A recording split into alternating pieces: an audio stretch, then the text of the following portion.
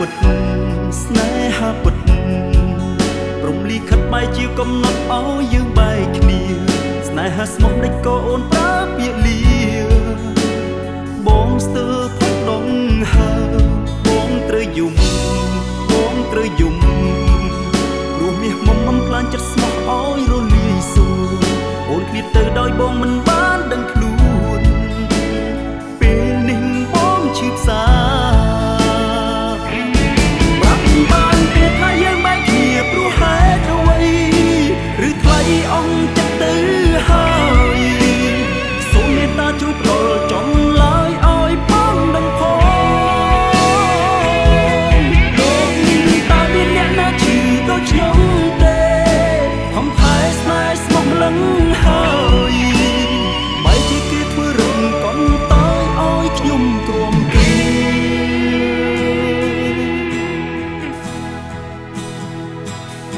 ស្នេហាពុតស្នេហាពុតព្រមលីខិតបែកជាកំណត់ឲ្យយើងបែកគ្នាស្នេហាស្មោះដេចក៏អូនប្រើពាក្យលា